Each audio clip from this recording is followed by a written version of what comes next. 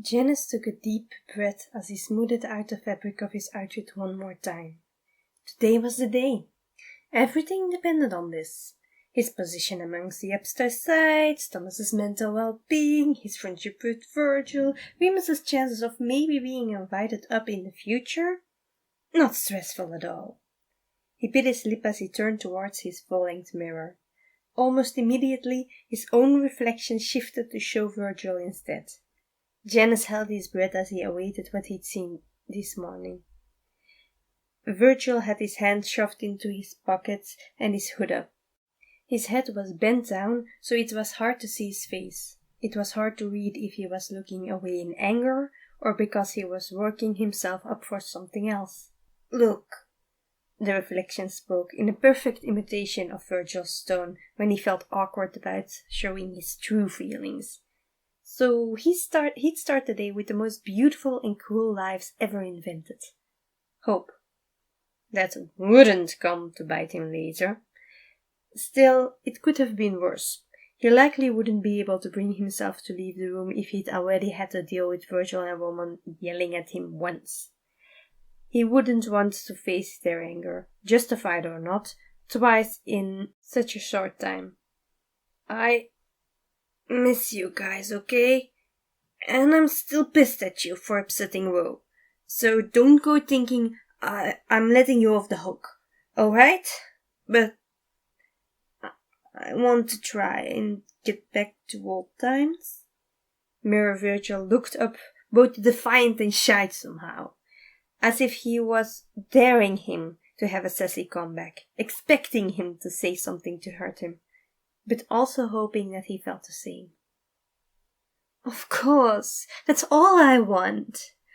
Janice smiled shakily. But then he stepped back and shook his head, waving the image away to return his own reflection to the surface. "Don't be ridiculous. Things will never be exactly like back then. And that's good. It won't be easy, but it will be worth it. For Thomas, for Virgil, for Remus, and for yourself." He nodded to himself and put on his hat. He picked up his gloves and, after a moment's hesitation, he put them on before rising up in the kitchen. "Fab!" Janice looked over at the kitchen island in surprise to find a figure leaning against it, sipping from a Starbucks to-go cup. Janice would probably have offered him more of a reply than a half-raised hand and a confused look if he hadn't been distracted by the ridiculous spread of food. Hey, Jan!"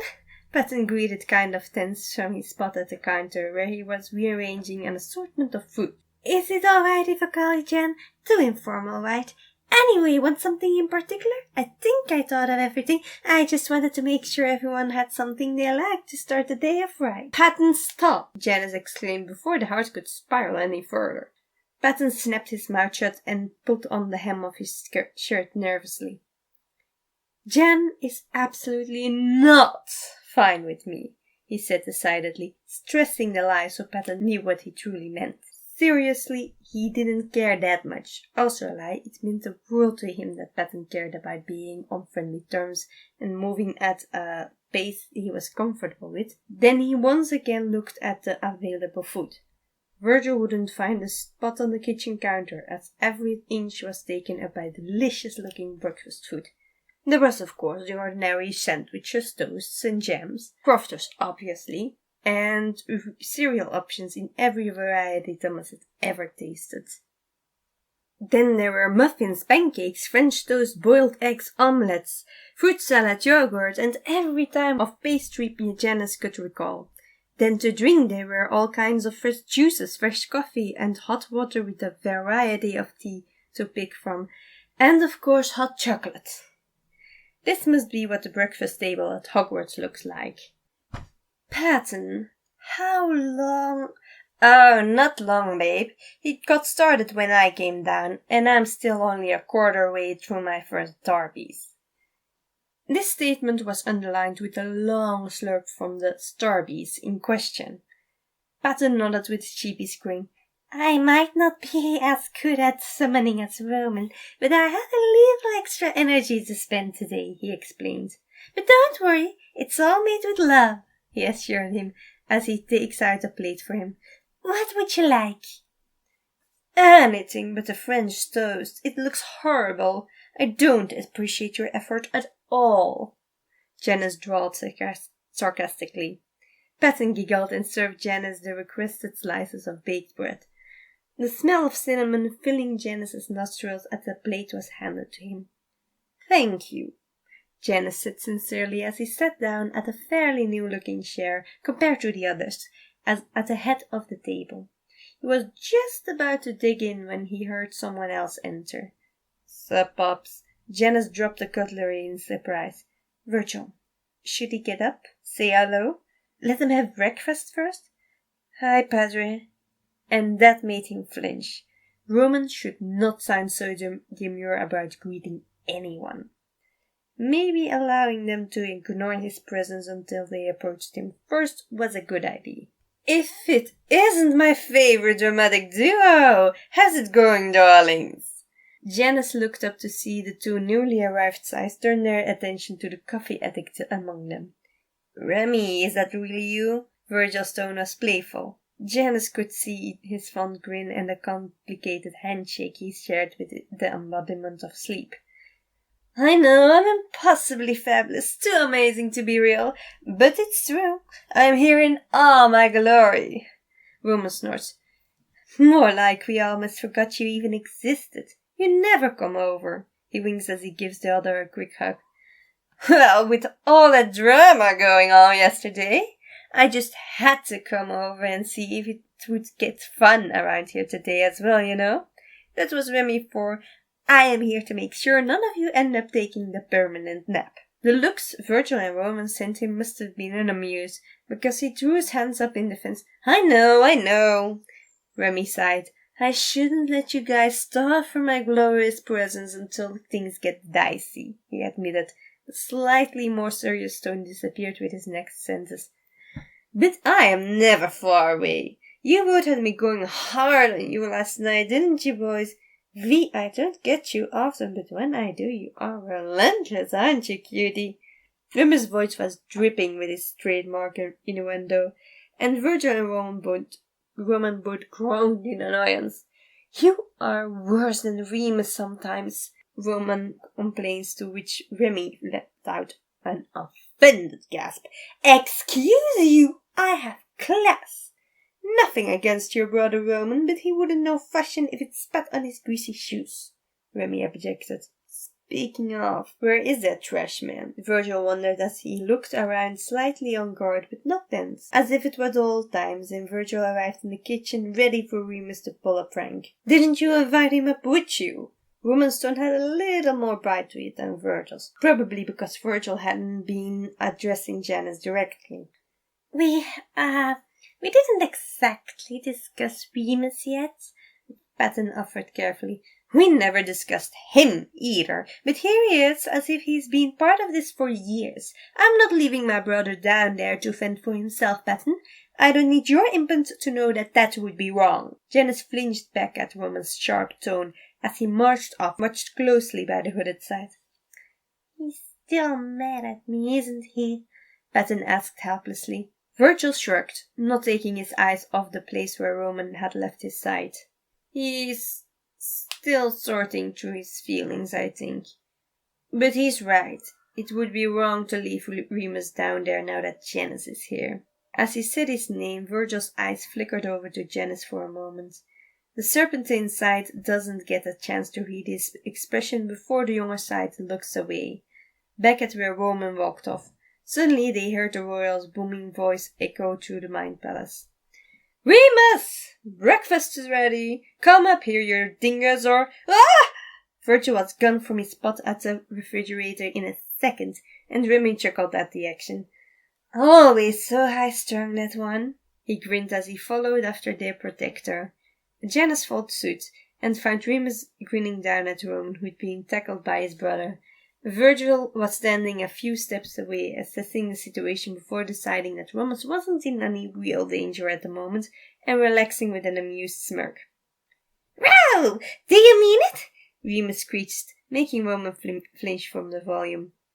I'm starting to regret it, but yes, please join us for breakfast, he repeated before pushing Remus off of him and dusting himself off. Remus laid on the floor for a moment before shooting to a sitting position, his grace growing wider and more genuine than Janice had seen it in ages.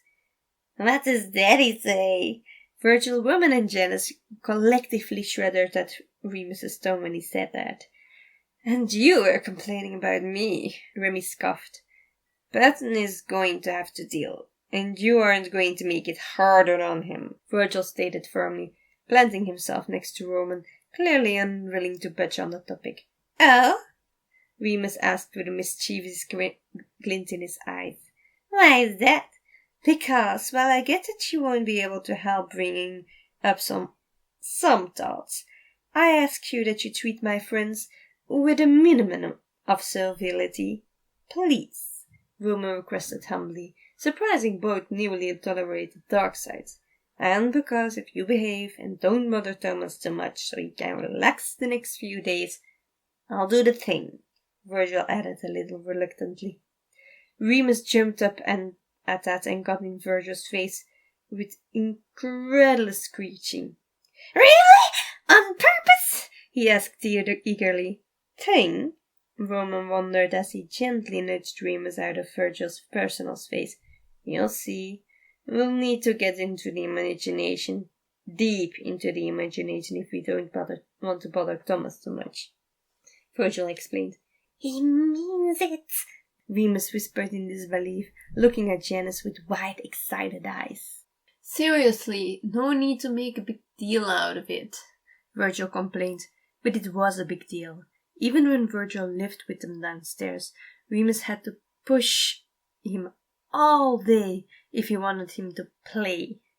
And now he was volunteering to go out at the end of the day. Greetings, Logan called as he arrived in the commons. Logie, darling, have the dreams been good little angels to you? Remy called out in delight. Hello, Remy. Yes, it was quite a fascinating night. Well worth the lack of rest. Thomas is awake, however, so... Remus suddenly uttered worriedly. Janice felt his blood run cold as he took in Virgil's state. His eyes were glassy, and it looked like he was only standing upright because of Roman's steadying hands on his shoulder and back. Speaking of the prince, he didn't look nearly alarmed enough. Guess Thomas is not that awake after all. The prince chuckled as he guided Virgil past Janice, who jumped to the side as soon as they approached, to the kitchen, Logan and Remy following right behind them. Patton, Court Satellite, Logan called ahead. Remus and Janice looked at each other. Was this something new? Judging from the reactions of the others, it was something they were familiar with at least. The two newly accepted sides followed the rest into the kitchen, where they arrived just in time to see Logan pull back a chair, Roman guide Virgil towards it to sit him down, and Patton collect a plate and place it in front of Virgil. During all of this, the youngest among them was virtually unresponsive.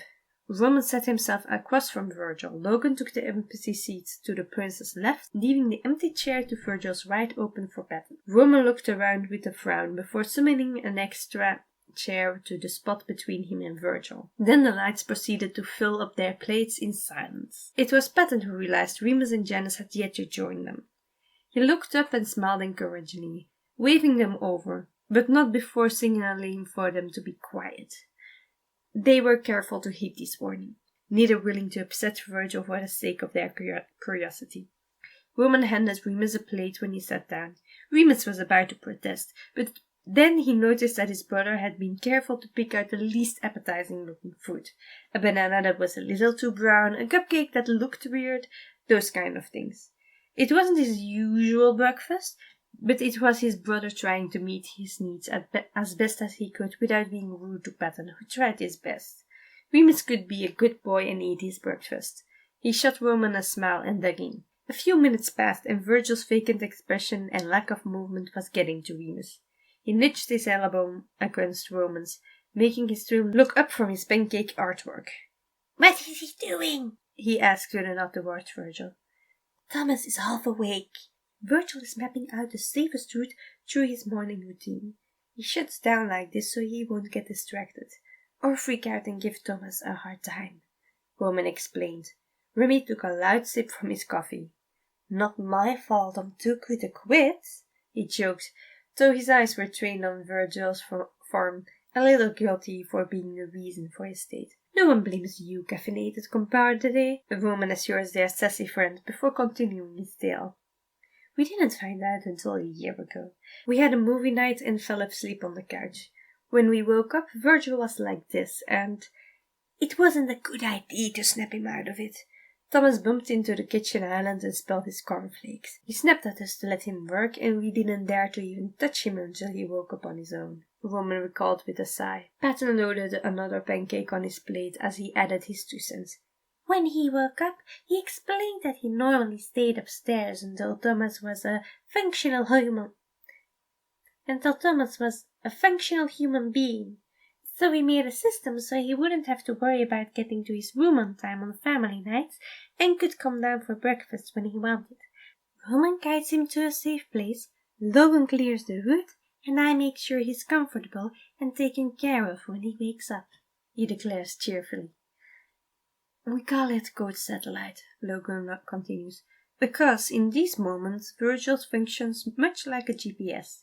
He plans out a route for Thomas, who can deviate from it due to any number of impulses, to which he recalibrates his instructions. In the meantime, he is much like the satellite's GPS devices used to determine their position. Stuck on a course, outside forces decide for them. Remy and Janice exchanged a look. They hadn't known any of that. It stung a little. Apparently, they hadn't known Virgil as well as they thought they did. What else had he managed to hide from them, but reveal to the others? Incoming email alert, Remy suddenly announced, and just like that Virgil blinked a few times, looked around himself before focusing on the loaded plate in front of him. Looks amazing, Pat. Thanks, he grins as he digs in. And this is a signal for the conversation to start again. Patton chatters unhappily about the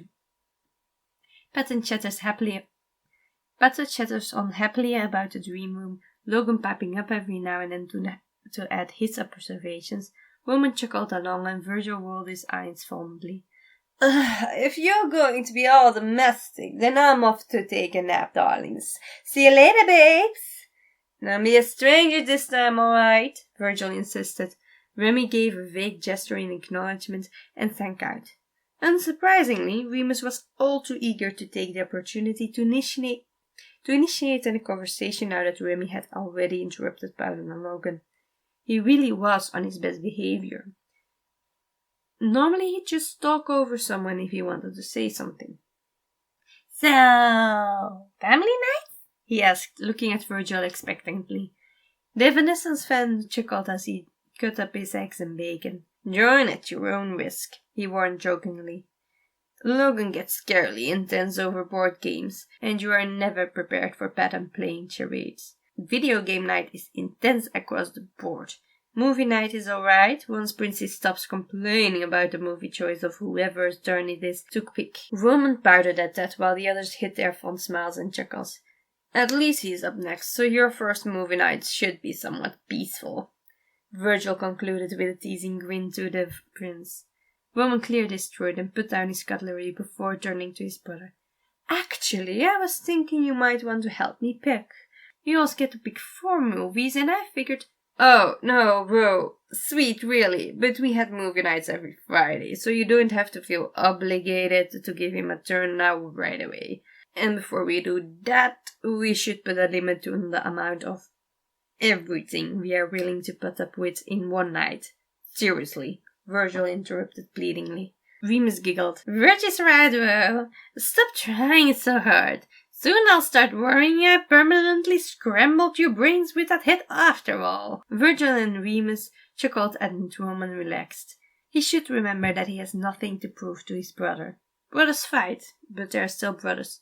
So, Virgil started as he made himself a cup of tea. What's everyone planning for today? I was planning on spending the day in the gardens with a good book. It's been a while since I read something for entertainment rather than research purpose. Logan mused. Sounds wonderful, Logan, Patton exclaimed happily. The gardens have had a light drizzle earlier this morning, so the conditions should be ideal, Roman informed Logan. receiving a swift kick under the table.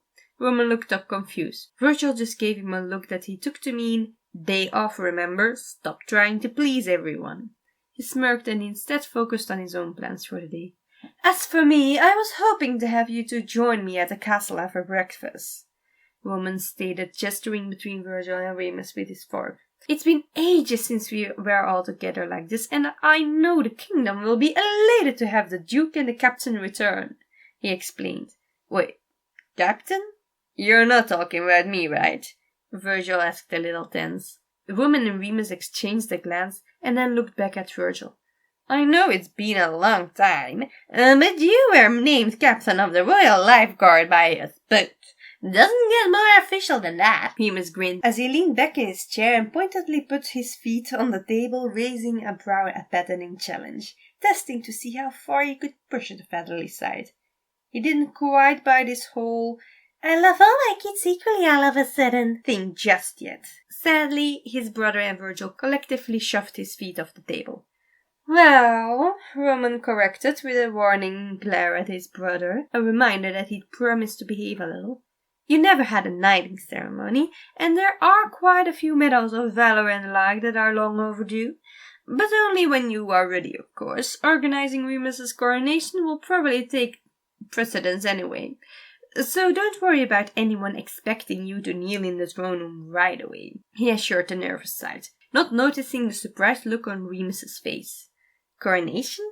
His brother's really going with his ride-or-die strategy, wasn't he? "Won't your current captain of the guard be mad that I come waltzing in and take his job?" Virgil insisted. "Well, considering that officially speaking, I am captain in your absence, no.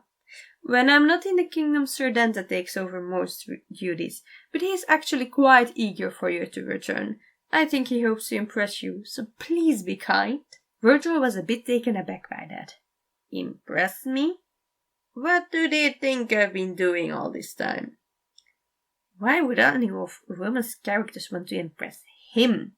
Last time he was in the imagination, there had maybe been 6 characters with a name. He thinks he remembers the Dante, but he was a little kid that thought he was sneaky when spying on them. Virgil had given him a bit of a scare once in the lecture about sneaking up on a royal guard. He'd been playing along with the twins' game at the time. The kid had looked up at him with big scared eyes and hurried away. If that Dante and this Dante were one and the same, he couldn't imagine him wanting to see him. Let alone impress him. Maybe he wanted to show that he was bigger and stronger now? "Well, you remember how after Remus disappeared we didn't really spend time with the characters anymore?" Virgil nodded. Playing in the imagination just wasn't the same. They felt guilty even going there, but they both needed breaks from Logan and Patton trying to lift their spirits. Remus became very quiet. Virgil had insisted Roman missed him, but he'd never truly believed it. Surely Roman would learn to love being an only child in their kingdom. Had his moving out really hit that hard? Well, when you followed, I decided that the people needed me. It might be his fantasy world, but it was Thomas's fantasy world, and I was one chosen to guard it, even if I wasn't meant to do so by myself. I told the people that my brother was taken by a vile monster and that you had gone missing. Last seen leaving on a solo rescue mission to return happiness to the kingdom. I led quests to find you two that I knew would lead nowhere, but made for awesome adventure and fleshed out more characters and villages and worlds. Roman made a dismissive gesture with his hand. "You'll see when we get there. Anyway, when we accepted you back, I told my closest advisors that you had finally returned, but that you needed time to recover from the Dragon Witch's realm. Time doesn't go the same in the fantasy realm as it does here, so that was about a month ago. They are asking about when they should throw the feast. I've been trying to curb their enthusiasm, but I'm afraid it's not in their character to let your return go by without at least a little fanfare." Remus and Virgil were both taken aback by Roman's story. Virgil, though, seemed slightly mad. "That's what all those stupid quests were all about?" he demanded. Roman was at a loss for words. He hadn't expected that response. Yes.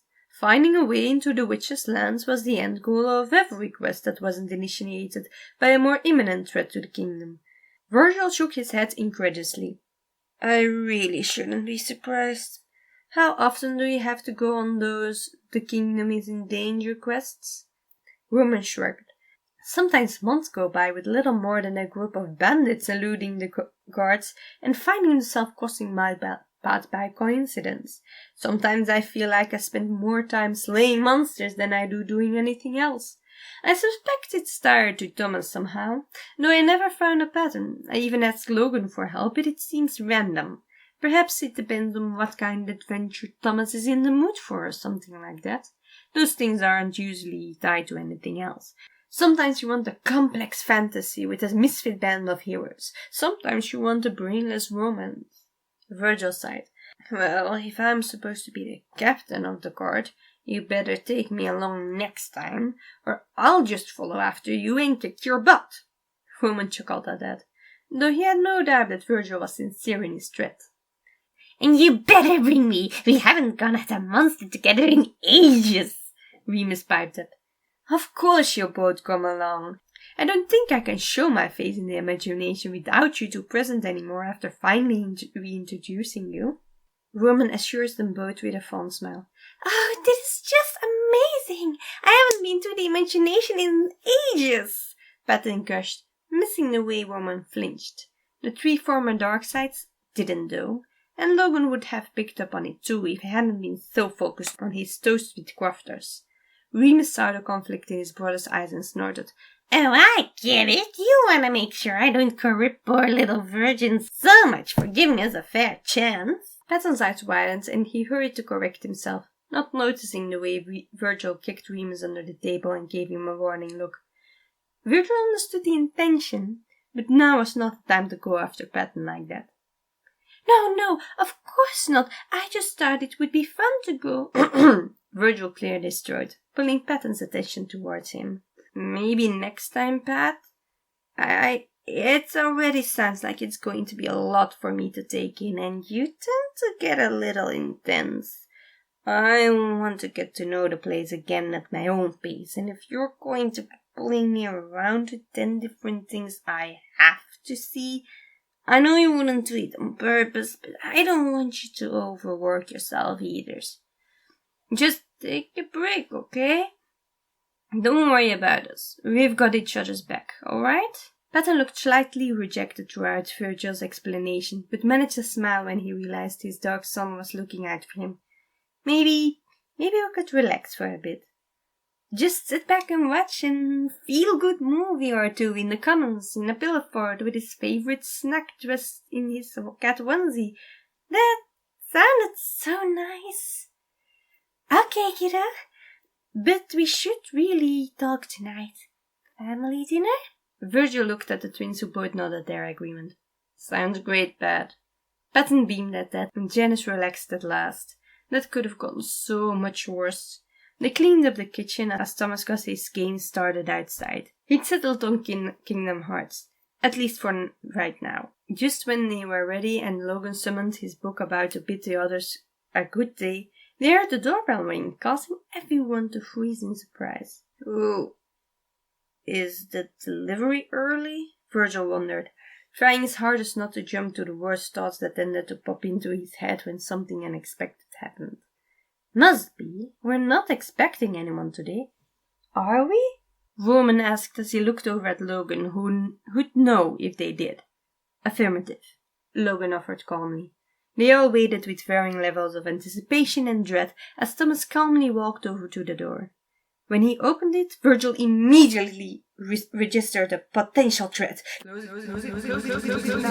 He hissed in his tempest tongue, causing Thomas to scream and shut the door in a panic. Only once the door was fully closed did Virgil register who was screaming in their doorway just now.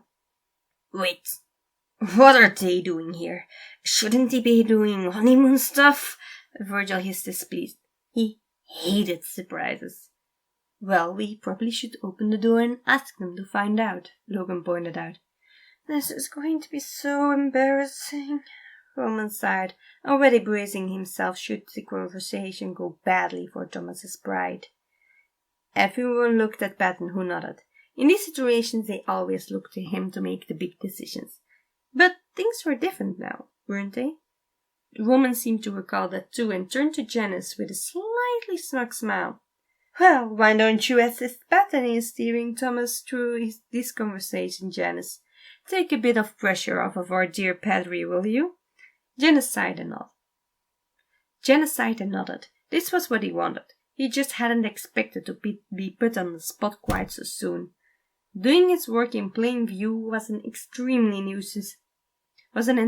new sensation for him, and he wasn't sure if he liked it. They all chuckled at the playful banter Merrily and Lee exchanged with Thomas, and Janice found himself thinking that maybe the others had a point when they thought they didn't deserve being lied to. And then things got awkward, and Janice fumbled to try and misdirect, cover up. God, Thomas was atrocious at this. He only barely managed to help Thomas redirect the conversation to the reason of this unexpected visit, still avoiding giving them a straight and honest answer. He was very aware of the fact that Virgil and Roman were shaking with that laughter behind him. Oh, please, don't hold anything back for my sake, Janice drawled as he turned to the duo, though he